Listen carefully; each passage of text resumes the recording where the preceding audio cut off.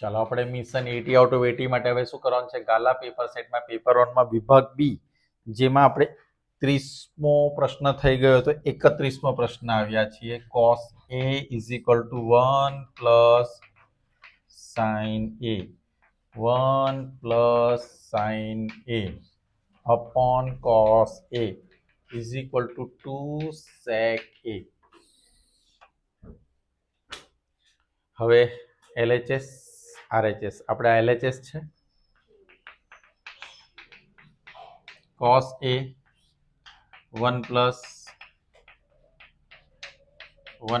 sin a. તમારો દિમાગ શું રિસ્પોન્સ આપે છે કે તમારે આમાં શું કરવું જોઈએ? જો સ્ક્વેર હોય તો એના કોઈ ફોર્મ્યુલા યુઝ કરી શકીએ, cos a cot હોય તો sin cos માં ફેરવી શકીએ, પણ આ તો બધું sin cos માં જ છે, નથી સ્ક્વેર. તો શું કરવું જોઈએ? આનામાં આપણે લસા લેવો જોઈએ, રાઈટ? આનામાં આપણે શું લેવો જોઈએ? લસા. તો આને cos a વડે ગુણો અને 1 પ્લસ cos a શું થશે? cos square a 1 plus sin a whole square થશે. તો અહીંયા cos square a plus 1 2 sin a plus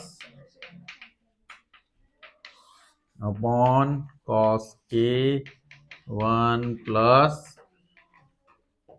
હવે cos square a plus sin square આપણે સાથે લઈ શકીએ, કારણ કે બંનેને સાથે ભેગા કરવાથી કોઈ સૂત્ર બને છે. બને છે ને કે નથી બનતું? નીચે શું આવશે? cos a 1 પ્લસ, ચાલો cos સ્ક્વેર એ sin સ્ક્વેર એ શું થશે? નીચે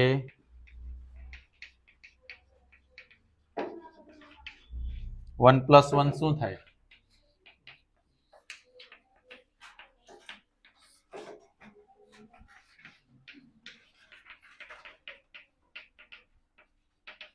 કોમન શું નીકળશે? 2.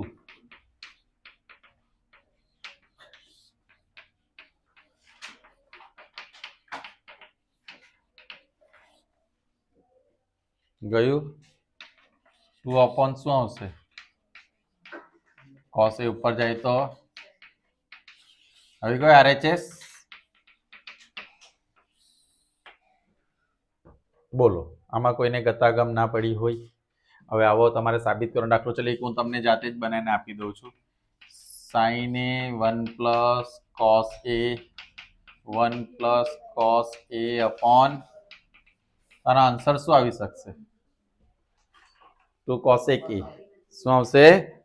તો તમારે સાબિત કરવાનો. ક્લિયર? Extra question. હવે શું કહ્યું છે? 32 નંબરનો ક્વેશ્ચન તમારો. 5 સેમી ત્રિજ્યાવાળા વર્તુળના કોઈ બિંદુ P આગળ દોરેલ એક સ્પર્શક PQ. આ P આગળ એક સ્પર્શક દોર્યું છે PQ, અને ત્રિજ્યા કેટલા સેમી છે? 5 સેમી છે. O માંથી પસાર થતી રેખાને Q માં છેદે છે, બરાબર છે? અહીંયા P M નામ આપી દે O માંથી, અને અહીંયા શું નામ આપવાનું છે આપણે? P. O માંથી પસાર થતી રેખાને, કેન્દ્ર O માંથી પસાર થતી રેખાને શામાં મળે છે? Q માં. OQ બરાબર કેટલા છે?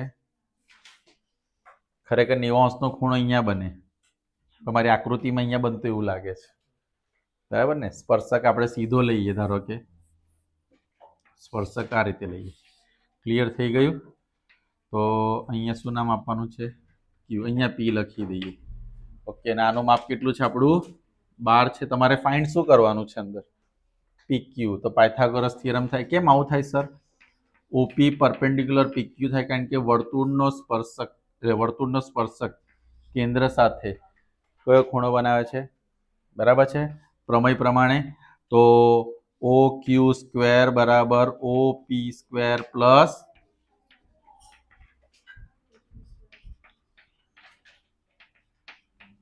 PQ. તો 144 ઇઝ ઇક્વલ ટુ, તો PQ સ્ક્વેર કેટલા આવશે? -25. શું આવશે બોલો? 119 તો રૂટમાં આન્સર આવ્યો ને એમને એ રીતે જ આવે છે વેરીફાઈ કરો 119 લંબાઈ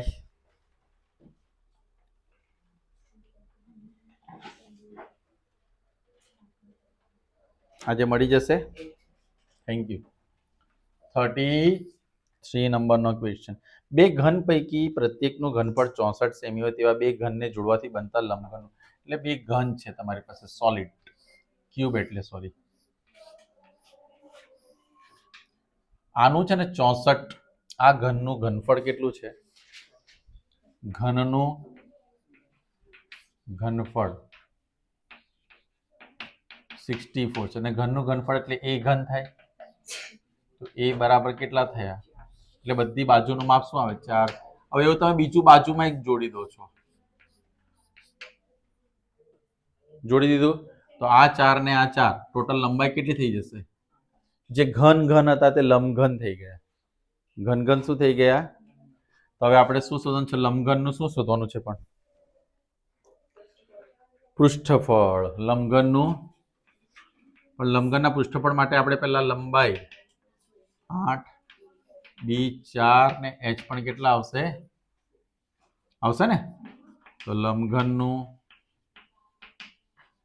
ઘનફળ એટલે પૃષ્ઠફળ આવશે 2 કૌંસમાં LB plus BH plus 2 L એટલે કેટલા આવશે 8 ગુણ્યા 4 4 ગુણ્યા 4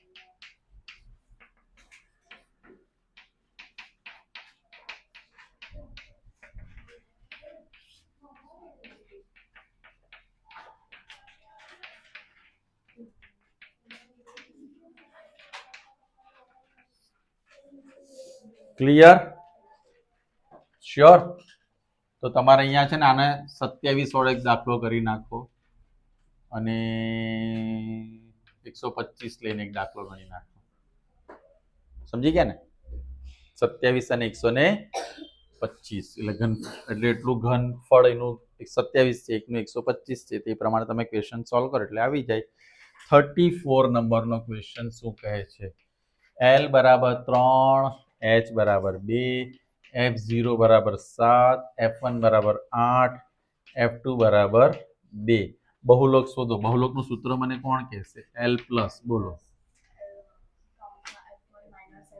very good F1 minus F0 પછી 2F1 માઇનસ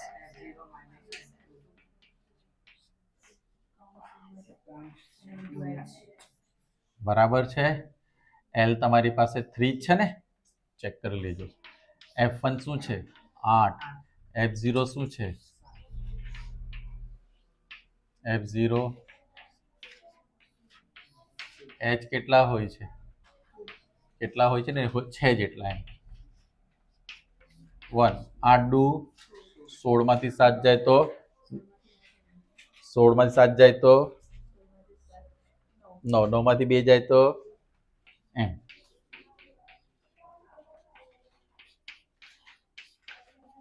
હવે 2 ભાગ્યા 7 0.285 આપણે આટલા બધા ના લેતા શું કરીએ આ 7 કટ કરી 6 6 કરે તો 29 રાઈટ ખબર છે ને આ તો આપણને હવે ગોટ ઇટ હવે આપણે 35 મધ્યક શોધવાનો છે મધ્યક વાળો ક્વેશ્ચન આપણે લઈએ કારણ કે એના માટે શું થયું બોલો તમને કોઈ પ્રોબ્લેમ આવ્યો 36 પહેલા કરાવી દઉં છું PA બરાબર 0.8 વર્ગ PA 12 ફાઇન્ડ કરવાનું છે હવે આમાં છે ને ઘણા કન્ફ્યુઝ થાય પણ PA બરાબર 8 0.8 વર્ગ એટલે 0.64 થાય બરાબર છે આપણી પાસે એક સૂત્ર છે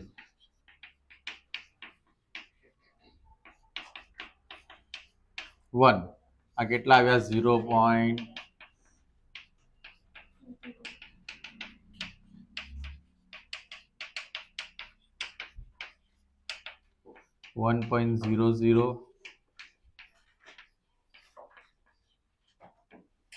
અહીંયા છે ને મોસ્ટલી બધા લોચા મારે આની અંદર.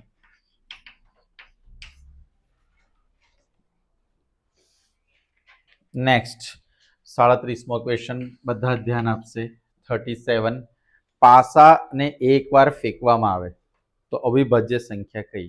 હવે તમને ખબર છે, તમે જ્યારે પાસો ફેંકો છો, જો તમને દાખલો નહીં હતો એમ કે પાસા ફેંકા પણ એ ખોવાઈ ગયા, એટલે અમને ખબર જ નથી કે કયો અંક આવ્યો છે. હા, માર્ક્સ પણ ખોવાઈ જાય. તો પાસો આપણે ફેંકીએ તો શું થાય છે તમને ખબર છે? એકવાર આપણે જોઈ લઈએ. 2 એટલે 1 1 1 1 1 1 6 વાર થઈ ગયું. અહીંયા શું હશે? 1 2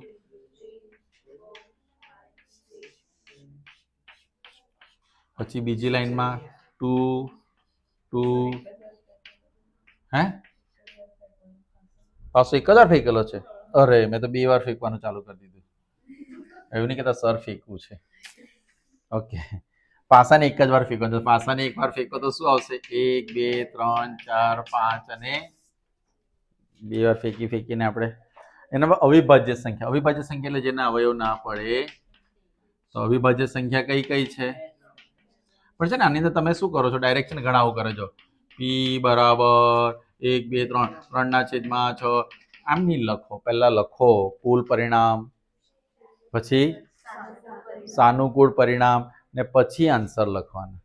તમને એટલી બધી તો શું ઉતાવળ હોય છે? આવા જે દાખલામાં પૂરા માર્ક્સ આવવાના એમાં કઈ જ બાકી નહીં રાખો. પછી આ છે તને કટિંગ પણ નહીં કરે. 3/6 જ ટેકનિકલી ચાહો તો માર્ક્સ કાપી શકો. બરાબર છે.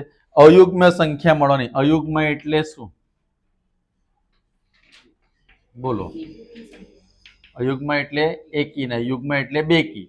1 3 5 એટલે કેટલી છે? પણ 1/. બરાબર છે. ક્લિયર થયું ને? આ બેનો સરવાળો કરો તો એ પણ જવાબ શું આવે? તમારો 1 જ આવે. હવે આપણે એક મધ્યકવાળો દાખલો છે, તમે ગણી નાખજો. ક્લિયર? તો આ સાથે વિભાગ બી તમારું પણ પૂરું થયું. હવે આપણે વિભાગ સી જોઈશું. પણ હમણાં તમારે કામ શું છે? વિભાગ બી ને પહેલા ક્લિયર કરો.